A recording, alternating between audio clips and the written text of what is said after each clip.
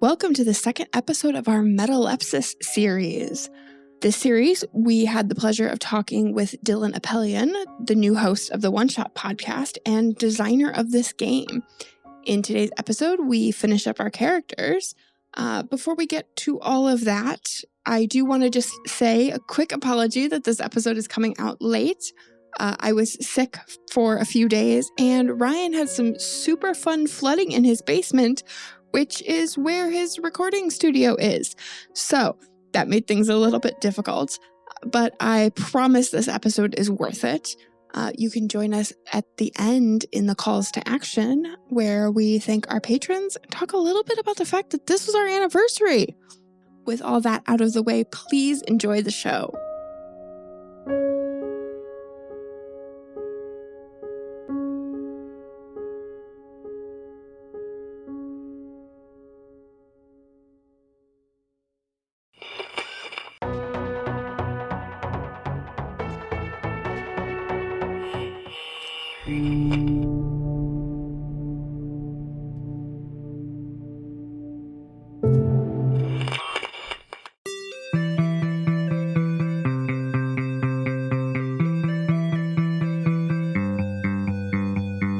On the last episode of Character Creation Cast, Amelia and I were tasked to create a player character for an RPG and that character's player in a science fantasy TTRPG. Amelia is taking the role of the player, and I am taking the role of the character while Dillin guides us through the process. We're picking up right where we left off last time. Enjoy. Okay, so our character is up first. So you have some questions to answer on your own before we start asking questions that are going to kind of bring us together here. So very first, the protagonist, our character, the player character. What is the protagonist's name and their pronouns? That's the very first thing to decide. Oh, so we're in a. Why would you make that first? I know it is everyone's least favorite question to answer, myself included. And I think, yeah, I think that's. But also we're playing why. Space Wizards, right? We're playing Space Wizards. Yeah, it's everybody's least favorite thing to do, and yet it must happen. All right. Okay, so we're playing the fictional game of Space Wizards. Space Wizards. I don't know if that's an actual RPG or not. Well, it's Starfinder essentially. That's effectively, yeah. Right? It's you're playing a Starfinder game. I've decided. So Dillin's playing the GM of your Starfinder campaign, Amelia, and I am the character. Okay. Yes. Wonderful. Okay, Wait, so I'm the player. You're the player. Okay. So that's the author effectively, right? Mm-hmm. Okay. So I don't have to pick a sci-fi space name because I'm just a person. Right. Okay. I could. But I don't have to be as worried about themes and thematic. Yeah, themes. I mean, you could be a sci-fi space wizard playing Starfinder as a sci-fi space wizard. Or I could just you could be a witch book warper and randomly point at things, and now my name is Marcella. Marcella. That's Marcella. Hell yeah. Love Marcella. Great space Thanks for magic the book, name. Mm-hmm. So what is Marcella's primary goal in the story? What is their personal quest? If they were to get a personal quest in this game, what do you think it would be? That's a good question. So is Marcella the player name that you decided on, or is that the character name that we decided on for? Well, you have because hold on. We're starting with the character first. So Amelia's jumping ahead. Yeah, so I'm the player. You're the character. You're the player. So Marcella is the player. So never mind. Yes. Stop it. Okay, Protagonist. Ryan. Who's the protagonist's name? Okay, so Space Wizards, knowing, let's see, Amelia's inclinations towards certain characters, probably a little bit dark in theme. Let's see. What's a good dark space wizard name? Dark space wizard name. Yeah, let's see. Normally I can come up with these names off the top of my head for myself. You're thinking too hard. Thinking in somebody else's head a little bit, just throwing me off slightly. Is this see what it's like inside my brain, Ryan? I know, right? I'm like in this dark expanse, trying to find a name from the cloud of necromancy. I'm gonna randomize it, I think. Necromancer name this generator. This is also what I do most of the time. 9 times out of 10. Yep, I do a lot of that, and I do a lot of baby name books. This one's called Baby Name Wizard, though, so technically they're all wizard names, probably. Cerebra? Interesting. These are really strange. Shimura? Sounds like a kind of shampoo. shimmery. I know. It's Shimura the Experimenter. These are really crass in the hollow. Oh, maybe you should just go with like classic necromancer, and you should just go like Gideon. Ooh. Did you make your character after a certain character that you enjoy from a novel series? What? You're making the character, not me. You're in charge here. Okay, I do like Gideon because I can't think of anything else, and that sounds like a very good space necromancer name for some reason. Who could say why? Who could say why? Who could say who? We'll never know. Who could? We'll never know. What she her pronouns, right? Sure. Okay. I almost want to put like a title afterwards, like the Devourer or yeah. Something like that. Oh, absolutely. Yeah. Yeah. Give Follow her a your little heart. Give her a little verb. Gideon the Star Crusher. Ooh. Gideon the Star Crusher is so badass, actually. Yeah. Okay. All right. Okay. So Gideon the Star Crusher. Now, I don't want, I feel like this next question is a little silly, but what is Gideon the Star Crusher's primary goal? Crushing stars. To open a tea shop. Yeah. Oh my God. Like something super mundane. I love it. Yeah. Just like wants to make the world's comfiest bathrobe. Yeah, like I think Gideon wants to get to a point that she doesn't need to worry about the cosmic stuff anymore. So the primary goal is to get to a point where she can just afford to have like a cozy tea shop or something like that. Gideon just wants to settle down. Yeah. Yeah. Okay. Yeah. That makes a lot of sense. Okay. Spectacular. Okay. What matters most to them now? Not like something that will matter to them or that they hope to have that will matter to them. What is the thing in their life presently that matters to them? Gosh. It's got to be like, because currently they are fighting the fight. So I'm thinking it's their connection to the cosmos. Ooh. Okay. Yeah. Because they have like a magical connection to the cosmos, is what I'm imagining. They've got a cosmic necromantic connection, like a connection to the cosmic necromantic energy of the universe. Yeah, like a star dies and you get fueled that's where by your power comes from. Yeah. Oh, that's so sexy. Okay, delicious. Okay, great. So then. All right. Has Gideon ever felt, even briefly, like something besides themselves was causing or controlling their fate? And if they have had that feeling, what did they attribute it to?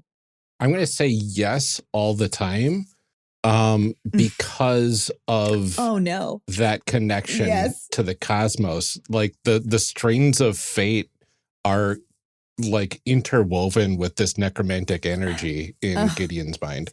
Oh, I'm so upset for Gideon when they find out that it's some me. dweeb rolling dice. Marcella. So it's It's not the stars, babe. It's Marcella. Oh, And she's eating how pizza heartbreaking. rolls. It's Marcella and her Cheeto fingers are the one in control of your destiny. You poor thing. Oh, how sad. I'll have you know that when I was in a gaming group, I made dinner and we had like feta stuffed flank steak and venison bourguignon. So maybe it's not Cheeto fingers. Maybe okay? it's not Cheetos. I'm so sorry. I don't mean to. I don't mean to make I those was implications. I had the best fed gaming group. Okay. Yeah, I think Marcella might be a little bit more refined in her snackiness in this with the desire to have her star-destroying necromantic wizard We'll see. settle down for a tea shop. We'll see. Yeah, we'll see. Now, my author, Marcella, we have her name. Mhm. But Marcella, what is the name of this story? What's the name of the campaign? Oh my gosh. Okay, so it's a sci-fi fantasy game. Yep. Trying to think like what other characters are in this game too. Because obviously Yeah. it's not just Gideon. No, of course not. No. There's Gideon. There's I think there's got to be a little guy character, Well, yeah, obviously. like just a little dude. a Rax. Yeah. Rax, who's, I think like a little like bipedal otter who is really good at making bombs and booby traps. Yes. Mhm. Yeah. I feel like so it's thinking in my brain is like it's like planetary mausoleum or mausoleum of planets or something. Planetary Mausoleum goes so hard and is awesome as like both a campaign name and a band name. And I think it's also the name of this party. Yeah. Oh, that's amazing. Right? Like that's your party name. Planetary Mausoleum. Planetary Mausoleum is like that so amazing. Okay. So now why are they writing this story specifically? So why did Marcella make Gideon? Where does Gideon come from? What inspired the need to make this character? I think Marcella is really tired of everyone in her group making stupid little guys and is like trying to have a more serious game. I don't think anybody else in the group knows we're having a serious game. But Marcella is trying. I will have you know that Rax actually has a devastating backstory. It just has not come up yet. Yes. Good. It's going to be good when it hits, though. Yeah. But until then, all we know is that he only eats space boogers. And Amazing. Okay. So then that's great. So she is the serious, you've created her to really get into the drama and get into some serious storytelling. Yeah. Has Marcella ever regretted a story decision that they made, whether it's in this one, this campaign, a previous campaign? Have you ever regretted a decision that you made with Gideon or with another character? I mean, yes. Yes. Because obviously. What happened there? If you say no. Well, no, it could. No is a perfectly valid answer. Nothing. Because if you've never regretted it, this will be a very new and jarring experience for you. You are going to be hit with regret for the very first time ever. And it's going to be a harsh one. So I think that's valid. Marcella doesn't regret like story decisions because in the past she has let it go off of the rails from her particular, like, Marcella's here to railroad this thing. And like Marcella knows what she wants. Yeah. Like what she wants this story to be. And like she regrets that in the past other people have gotten her off track. Yeah. And what she wants is like, so this time she's like not gonna budge. Like everybody else is gonna do their thing, and Marcella's like, no, we're gonna tell my story. And I can't wait for this to go so wrong.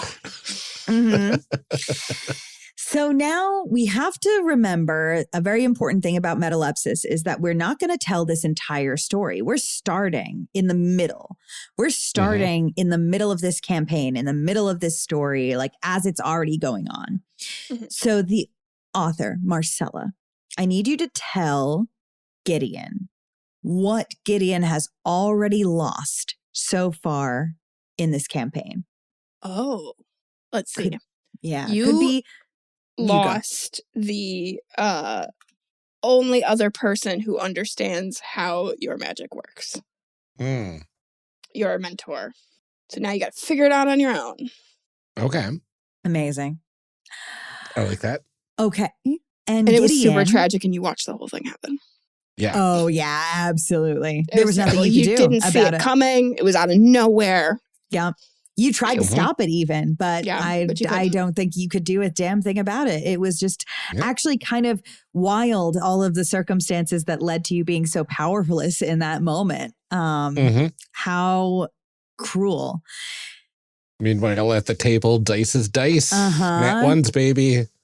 And Gideon, I want you to tell Marcella what you still have left. Let's see. I mean, as goofy as they are, Gideon still has her companions. Yeah. Yeah. It's very funny too, because we've set up this idea that like Marcella is kind of annoyed that these goofy characters are so goofy and that they're so unserious. But then zooming into Gideon, who is so serious and so tragic, that if we were really in Gideon's shoes, those people would be the world. You know, those goofy, stupid idiots would be everything to you. And like Rax is the person that you share every meal with, you know, and like Marcella's like, please get it together and care about the scene. Gideon's like, that's my brother. That's my guy. I would do anything for that little bro. I would do anything for that sea otter. Yes. And that's the They beauty. hold hands all the time. They hold hands. Yeah. And they whisper to the stars at night together. So I love them already, obviously, in a way that's concerning. So here is where the point is where we would start playing the game.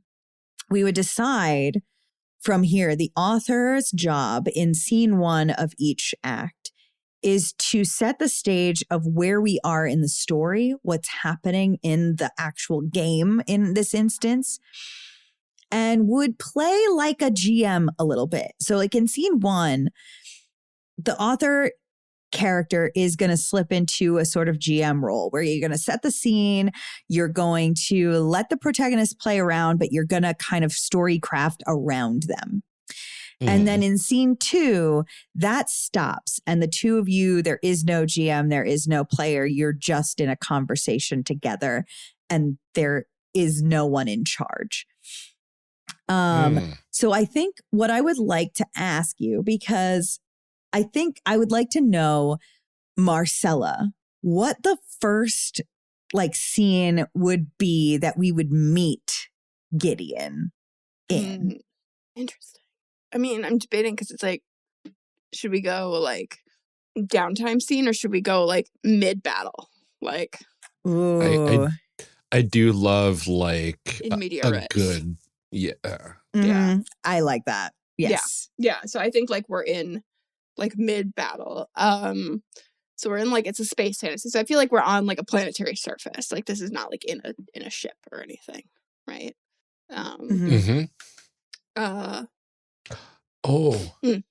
Yes. We're in on a planet in a solar system with a dying star. Right. Yeah. So we're about to power up, basically. Ooh, yes. Yeah. And I think you've got to like, Gideon's got to get, like, you don't just get that energy for free. You've got to like be somewhere where you can like absorb the energy from this dying star, right? Like you've gotta go siphon it. Mm-hmm.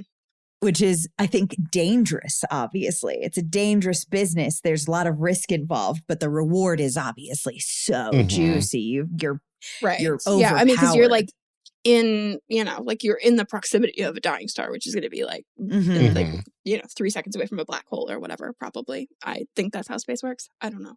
It is now. Depending on the star. It is now. Yep.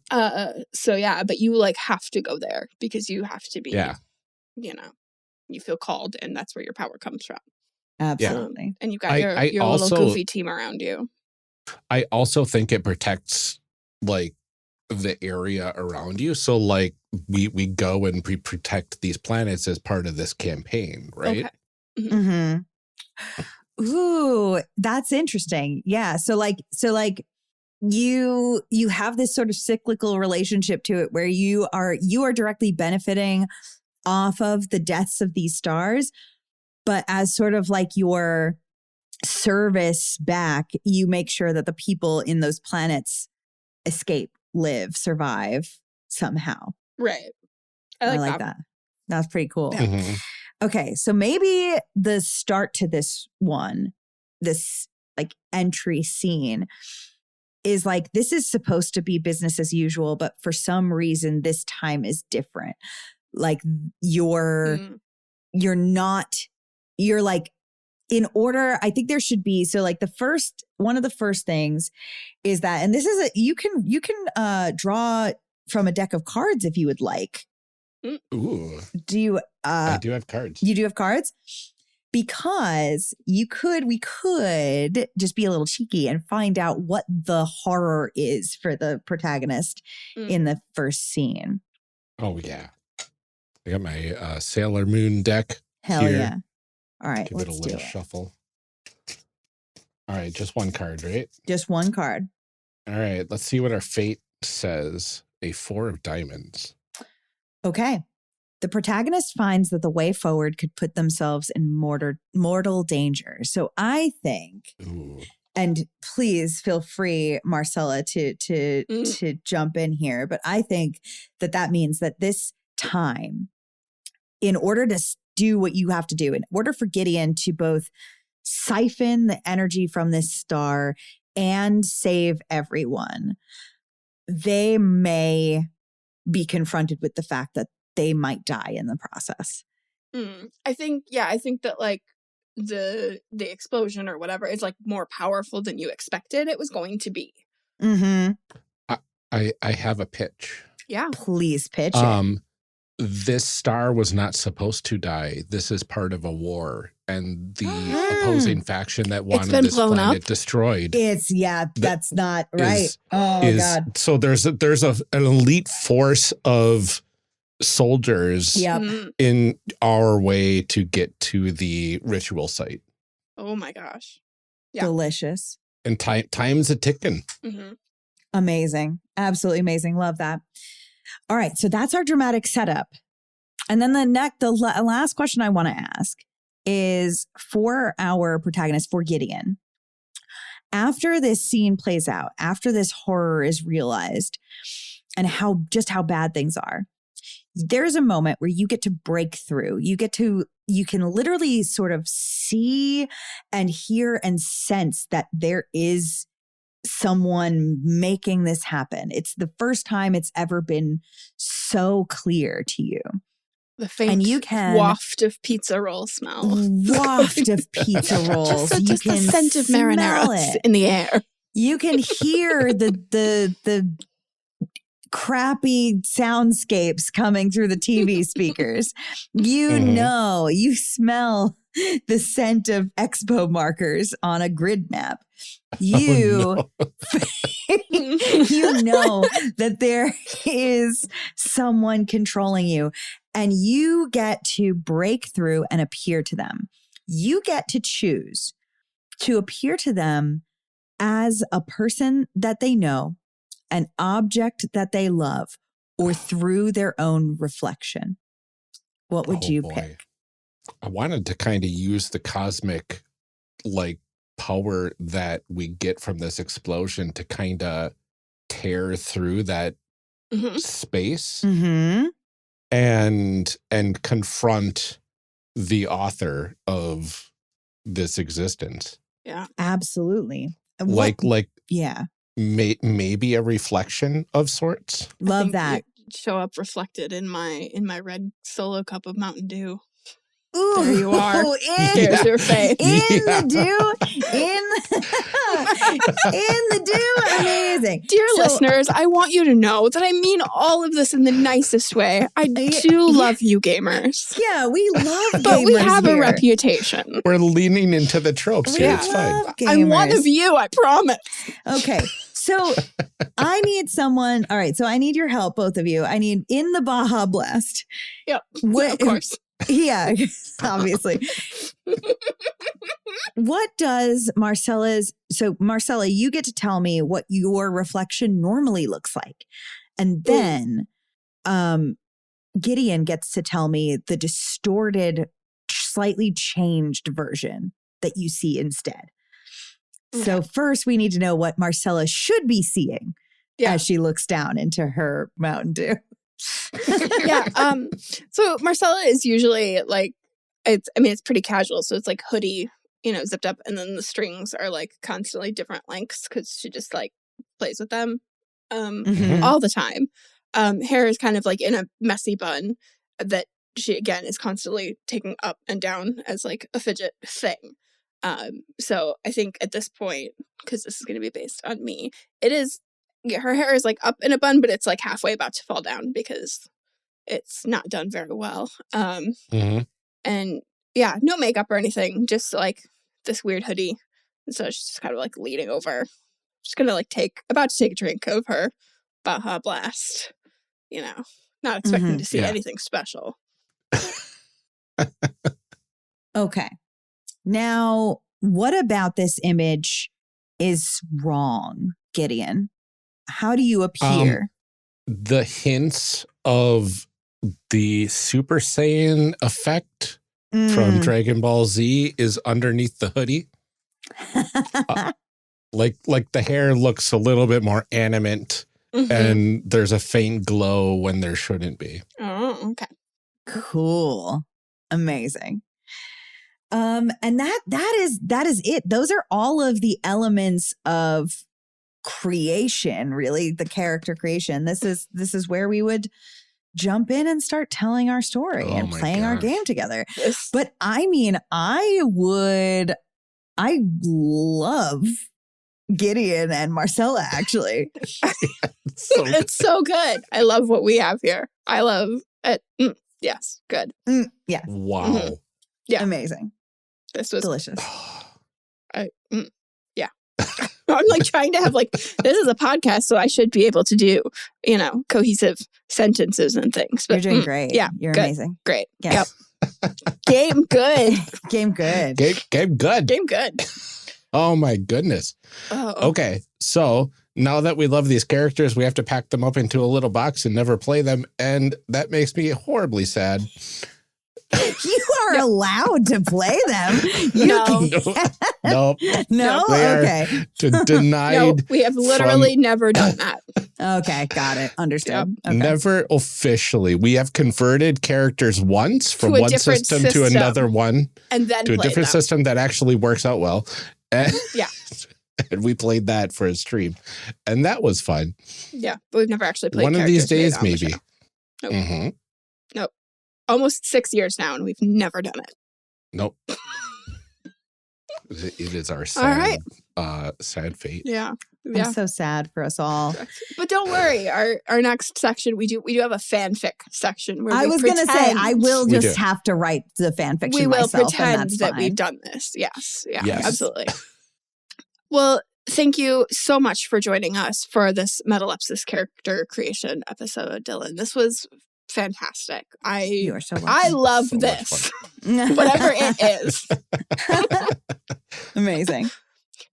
Do you want to remind everyone where they can find you online? Oh my gosh, I would love to. Yes, please. SUPERDILLIN. Super Dillin is where you can find me everywhere on the internet. Please listen to the Atom List, listen to One Shot, and go find me on itch and buy and play my games. I promise that they are fun. So far, so good. Yep, That's, exactly. Well, thank you again, Dillin, and thank you to everybody for listening. Please join us on the next episode for our discussion block. Call to action. Yeah, like that. It's just me right now. So normally I have Ryan here with me and we do some fun banter and talk about this episode. I will say I had a great time doing this. I think we came up with really cool characters. And I'm honestly most excited for all of you to come back next week for our discussion episode because we really got into some interesting and deep discussion about the relationship between creating things and the things you create. Before I let you go for the day, though, here are our calls to action as usual. April is our anniversary month. We have been making this podcast officially for 6 years now, which is exciting. Life continues to be a little bit rough for the two of us, obviously, as you can tell by the fact that it's just me here, and we've had a couple weeks where it's just Ryan. Right now, unfortunately, we are barely breaking even on our Patreon, so if you wanted to help us out, that would be the best way to do so. You can head over to our Patreon at patreon.com/charactercreationcast. You can sign up for any of our basic tiers as a free trial and check out the non-physical rewards for 7 days for free. Each level has tons of great rewards associated with it. You can join our Sticker of the Club month for $10. You can get some custom dice and a personalized thank you note from me, as well as chit-chat episodes every week. Though I guess not the last couple weeks because we've been, sick and stuff. Generally every week, we do them for the $1 and up levels, and along with so many other fantastic perks. We really want to thank everybody who's been a patron, and we get to read your names out on the show. So that's another cool reason to back us. Thank you to Lieutenant and DJG, aka Tyrannosaurus. We are so glad to have you backing us. Eric Bontz and Daryl Holiday II. You shouldn't have, but we're really glad you did. Thanks to Shadim Cabal and the Shyest Barbarian. We are really happy to have you both with us. Benjamin Sweeney and Lurkin McGinnis, thank you for your support. Rob Fletcher and Kevin Brown, we are also happy to have you here with us. Thank you for supporting us. Tentacle Duck and Cole McCallum, thanks for making all of this possible. Thank you, John Adamus and Winona's wildly wonderful water skiing wombats, wowing watchers with whimsical washboard warbling. We couldn't do this without you. Truly.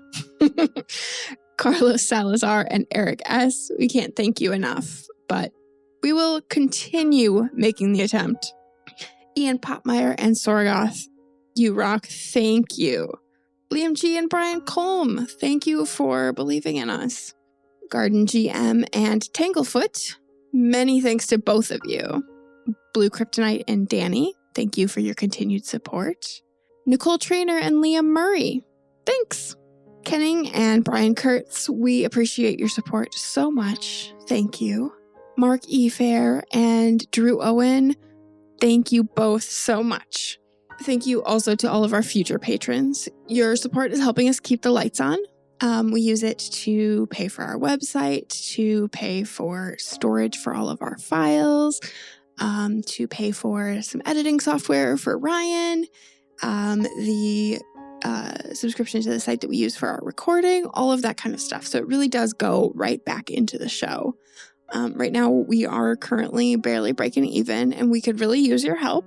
So if you want to help us out at all, it's the best way to do it. It'll allow us to even do more things in the future. We have so many great ideas for stuff that we want to do, but right now we can't really make that happen. But, you could maybe help you could have more Character Creation Cast, honestly. If you want to support us, the next best way, if you don't have the money to do it, is to leave a review on Apple Podcasts, Podchaser, Podcast Addict, or even Facebook. We will read your review right here and thank you personally the episode after we get the review, because we don't have any right now, so you'll be on the top of the pile. I want to thank everybody so much for listening to the show over the last 6 years, for helping us out on the Patreon, for joining us on our Discord to talk about the show, for telling all of your friends about the show, all of those amazing things. I totaled up a lot of the numbers last week. So as of the end of March, when I totaled up all of the numbers for our show, we had made 278 episodes. Our total time of episodes was 14 days, 16 hours, and 8 minutes, and we had covered 103 games. It's been so exciting to make this show, and we really couldn't do it without all of you, not only financially supporting us and leaving reviews, but obviously listening to the show, because what is a podcast without listeners? So thank you all so much, and here's to more years in the future. That's all I have for today's episode. You can join us next week for the discussion portion of the series for Metalepsis. It's a great look at the mechanics of the game and a lot about the meta-narrative part of it. And until then, take care, stay safe, drink some water, don't let your basement flood, and keep making those amazing people. We'll see you next time.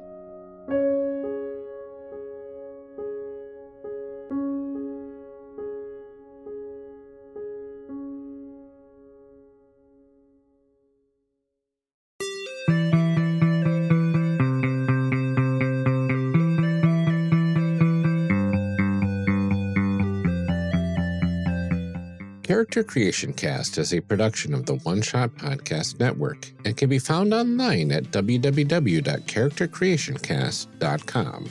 Head to the website to get more information on our hosts, this show, and even our press kit.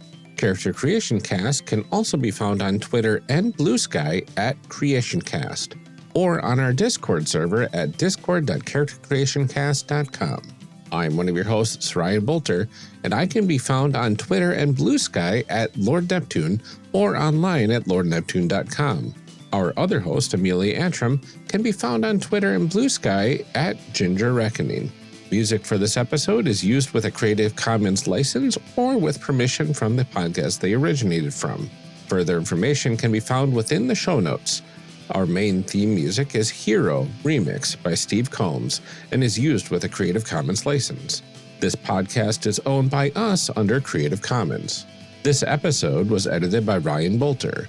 Further information for the game systems used and today's guests can also be found in the show notes. If you'd like to support our show, find us on Patreon. Get access to bonus episodes, exclusive merch, and much more at patreon.com/charactercreationcast. Thanks for joining us. And remember, we find that the best part of any role-playing game is character creation. So go out there and create some amazing people. We'll see you next time.